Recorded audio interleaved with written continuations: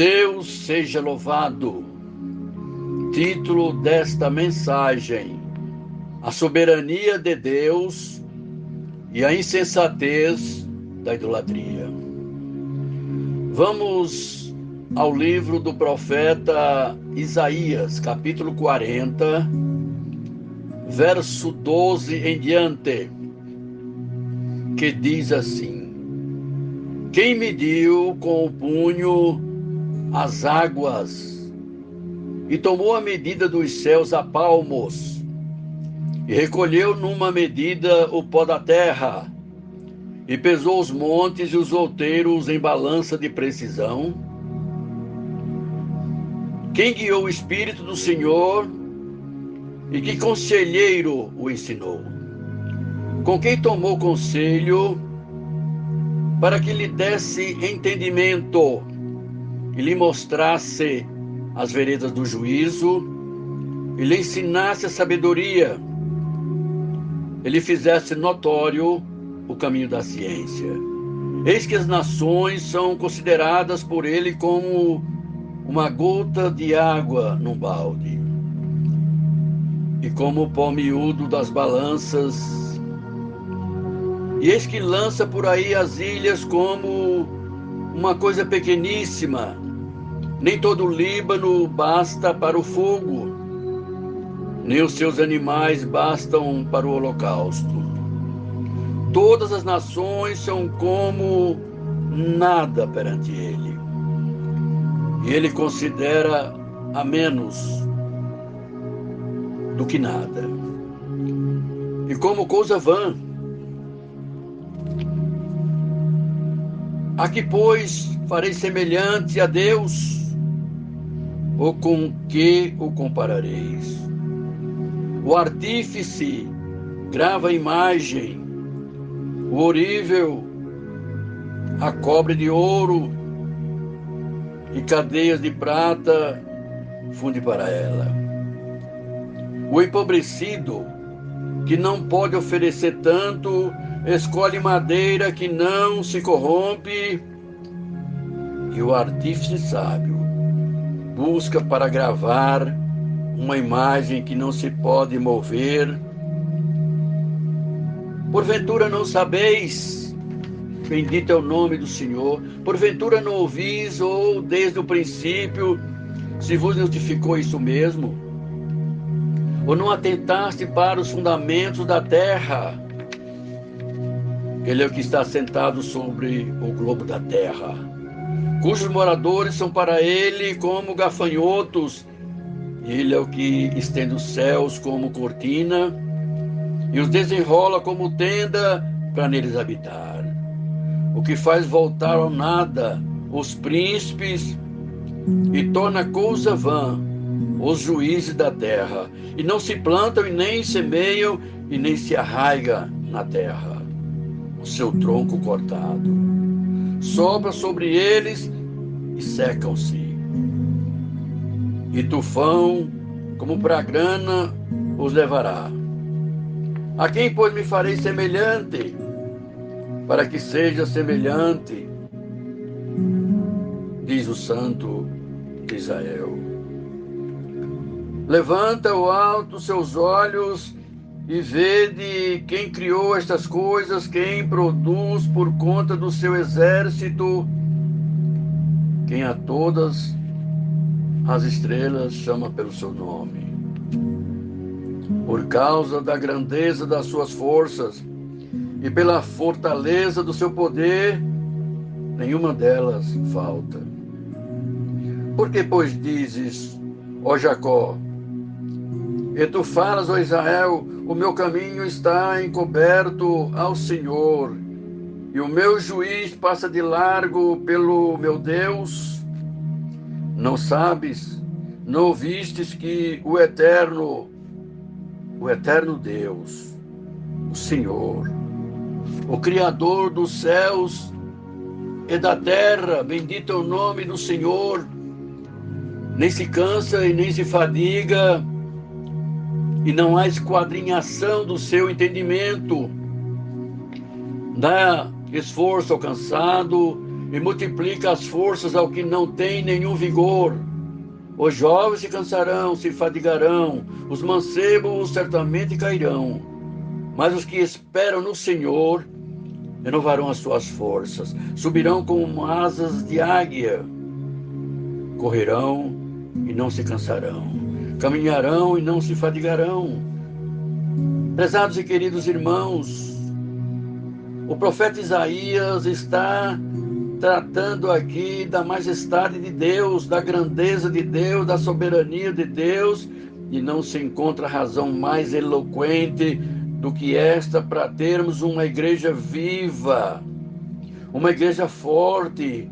A Bíblia diz que o povo que conhece a Deus é um povo forte, é um povo ativo, e se nós prosseguirmos a conhecer a Deus, essa é a própria essência da vida eterna.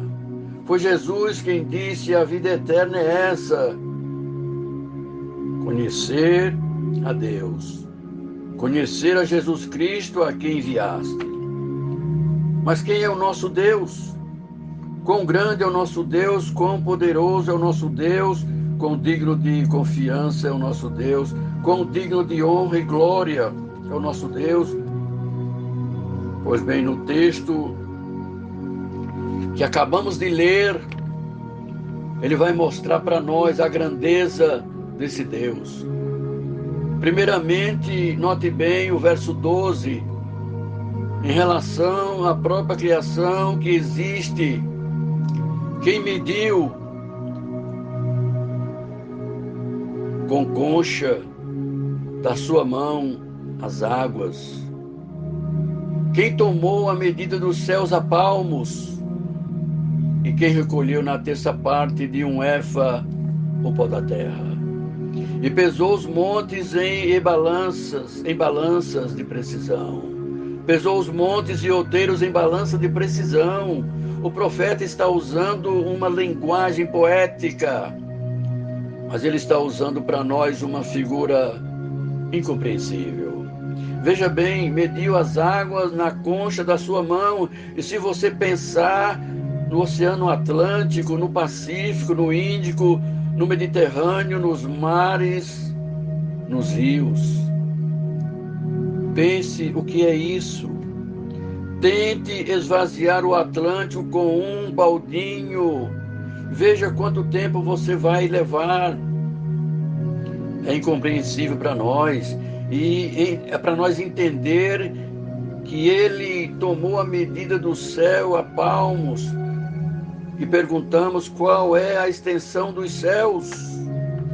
Os cientistas não sabem dar essa resposta, eles não têm essa resposta, porque, na verdade, isso é uma matéria em aberto.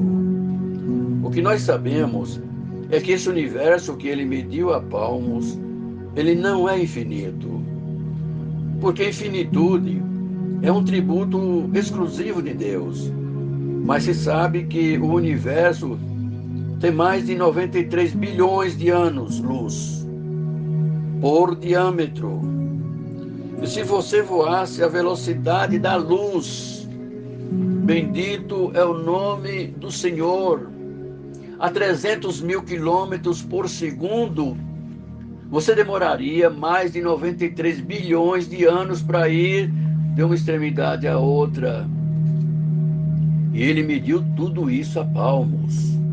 Ele vai dizer que ele recolheu na terça parte de um éfa, não foi um éfa inteiro, não. Na terça parte de um éfa, o pó da terra. Pesou os montes e outeiros em balança de precisão.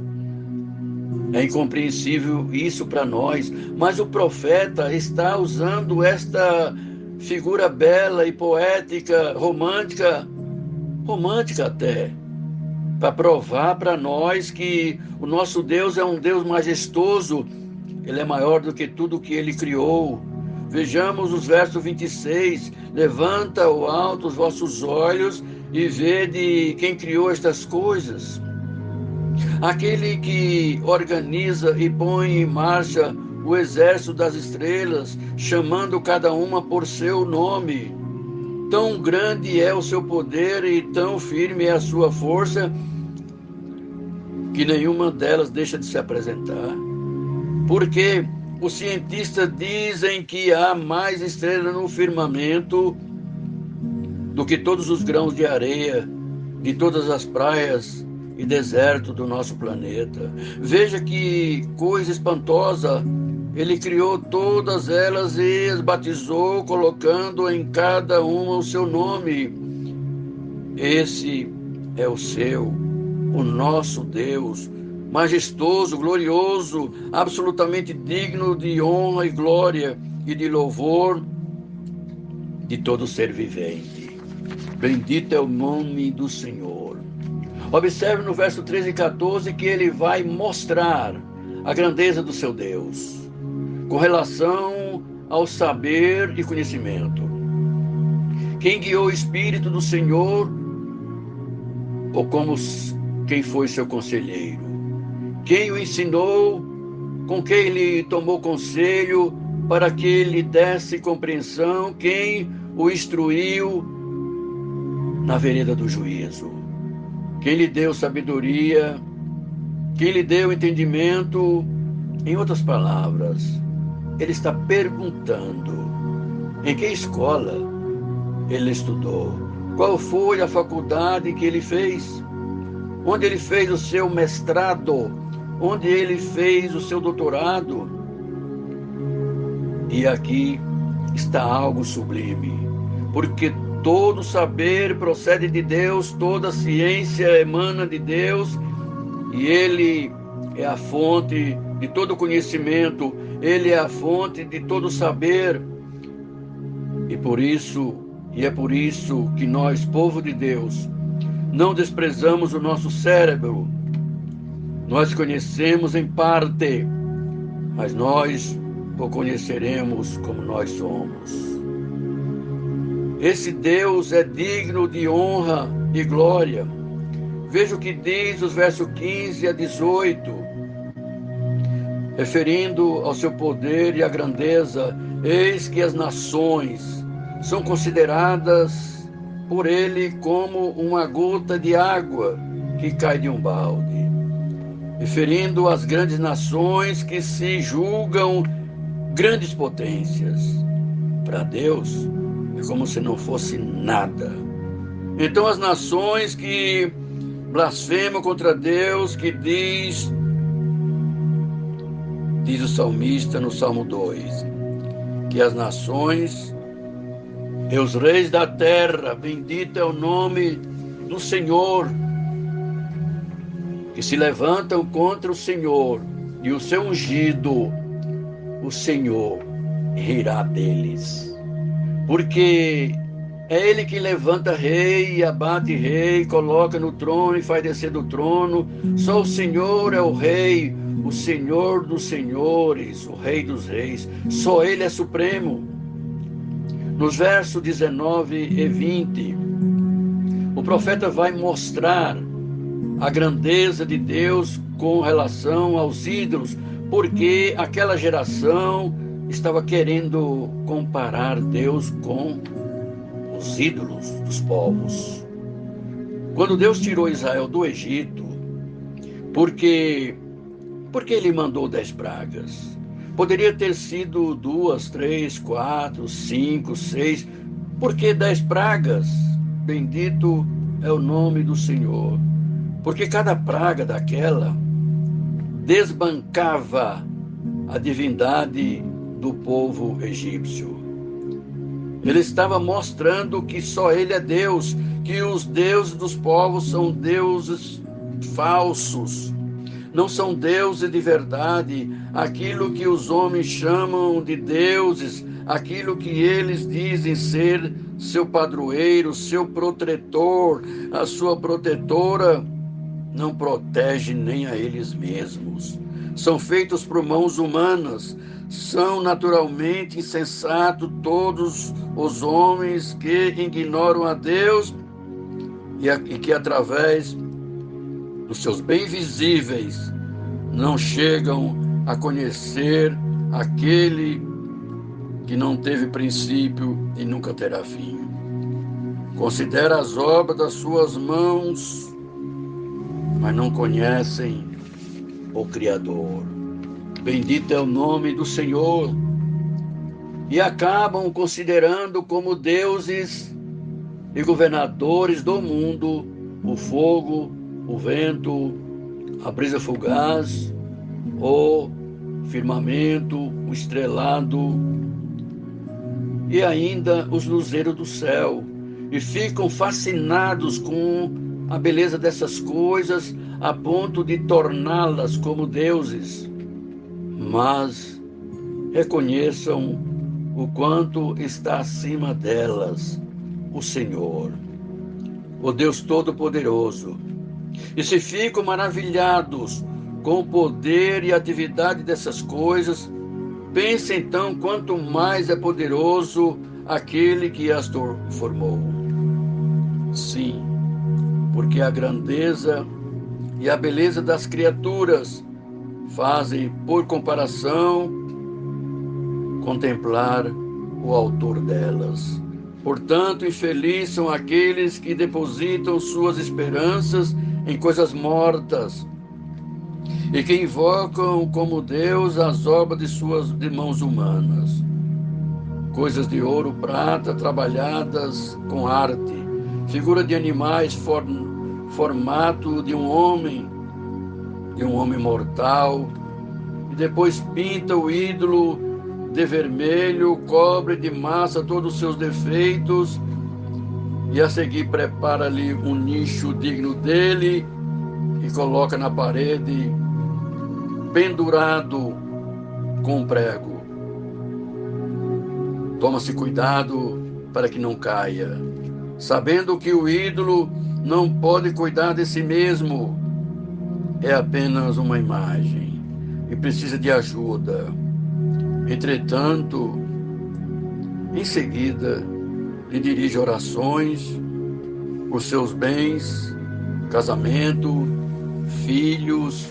Bendito é o nome do Senhor. Sem se envergonhar de estar falando com uma coisa sem vida. Para a saúde invoca quem é frágil, para a vida faz súplica aquilo que é morto. Para um auxílio pede ajuda aquilo que não tem experiência alguma. Para a viagem dirige-se a quem não pode dar um passo. Para seus negócios, trabalho, pede forças a quem não tem forças. Bendito é o nome do Senhor. O castigo para os idólatras vem por tal motivo, porque seguindo os ídolos tiveram falsa concepção de Deus, do Deus Todo-Poderoso, que fez o céu e a terra. Ou seja, desprezando a santidade, juraram falso. Então Deus lhes pedirá conta da vida que lhe tinha sido emprestada. Mas eles não se preocupam de ter vida breve e logo voltarão para o pó de onde foi tirado. Os que fabricam os ídolos, a mente deles é pura cinza, sua esperança é mais desprezível do que a terra e a sua vida vale menos do que o barro, porque não reconhecem aquele que o modelou. E lhe infundiu alma ativa e lhe inspirou sopro vital. Todo ídolo é mentira. Jesus deixou bem claro: bendito é o nome do Senhor. Conhecereis a verdade e a verdade vos libertará. Conheça a luz, o sol da justiça e sai da escuridão. O nosso Deus é bom e fiel, paciente e governa tudo com o seu poder e grande misericórdia. Mesmo fracos e pequenos, somos propriedade dele, pois a justiça perfeita é esta: conhecer a Deus e a Jesus Cristo que o enviaste, que é a raiz da imortalidade. Não nos extraviemos com a invenção humana, de uma arte pervertida, e nem com o trabalho estéril dos pintores que pintam suas imagens com diversas cores, pois elas despertam a paixão dos insensatos, que ficam entusiasmados com a forma inerte de uma imagem morta. Aquele que as fazem, que desejam e adoram os ídolos, são amantes do mal, dignos da esperança que os ídolos trazem. Mas damos graças a Deus que no meio de povo, nações e línguas que praticam a idolatria, existe um povo escolhido por Deus, portador do conhecimento e do compromisso com o Evangelho de Jesus Cristo, tendo a missão de levar ao mundo o plano de Deus, que através do sacrifício de Jesus Cristo, seu amado Filho, bendito é o nome do Senhor, seu sacrifício na cruz do Calvário, perdoar, salvar todo aquele que nele crê. Porque está escrito: todo aquele que invocar o nome do Senhor será salvo. Bendito é o nome do Senhor. Todo aquele que vem a mim, de maneira nenhuma lançarei fora. Bem-aventurado são aqueles que leem, que ouvem e que guardam as palavras desta profecia. E guarda as coisas que nela estão escritas, porque o tempo está próximo. Deus, por Jesus Cristo, seja eternamente glorificado.